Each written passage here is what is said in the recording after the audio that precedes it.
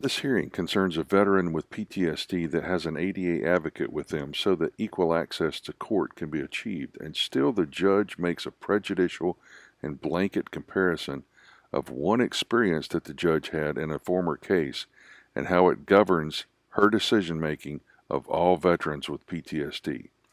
The advocate is highly qualified in psychological matters and forensic psychology and is just testifying that a veteran having PTSD and being triggered doesn't mean that the parent is unfit.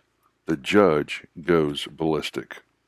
However, in my experience, and you can see by the size of my CD, all that means is I'm old and have done this a long time, is that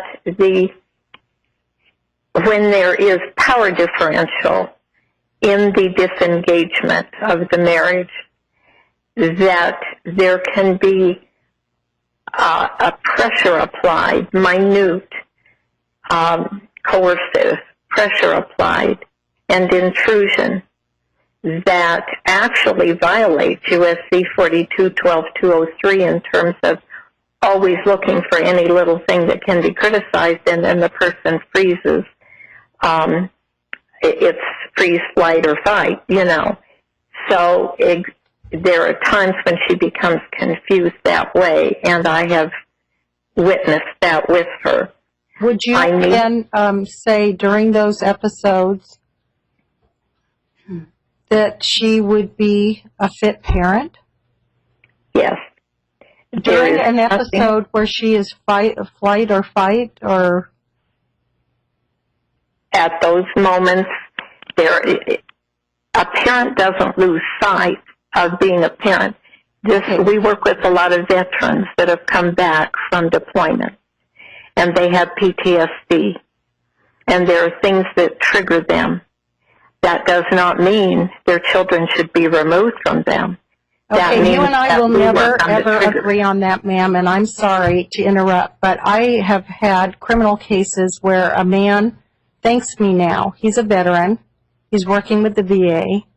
He was prosecuted for taking an AK-47 and various other weapons, holding his child hostage after he was pulled over or attempted to be pulled over for a traffic violation.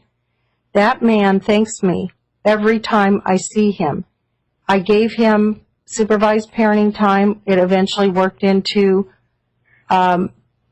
regular parenting time, and he has PTSD from the worst of the worst sort of experience as a veteran. My own son served in Iraq. I was the wife of a veteran for almost 23 years. I've been trained by the Judicial Department for Veterans Treatment Court. And I'm here to tell you, you and I will never agree on that. And I'm sorry, but I have to call the shots and the balls and the strikes, as they say. But I will never, ever put a child in the care of a parent who is acting in the manner you just described. Okay, what I have to make clear, and I think we do agree, it's behavior that you have to deal with and respond to, and you did in that case, not diagnosis. So we can't assume from a diagnosis. It's not an assumption of the diagnosis. It's the conduct and behavior that gets judged around here. The conduct and behavior, and I was trained with respect to veterans, it's an explanation and not an excuse. And those were veterans and veteran doctors, VA doctors, training judges. So if you don't have the same training I have, and you obviously don't, you're not a judge, you're not a lawyer, you're not an expert on family law, you have no ability to opine or give an opinion on anything other than disability. And the ADA, I would trust you as an expert, but you will not be, and I have to put this on the record, an expert witness testifying on what's best for. What you have just heard is a PhD and forensic disability specialist testifying that a mere triggering of PTSD is not a reason for a veteran to have their child taken from them.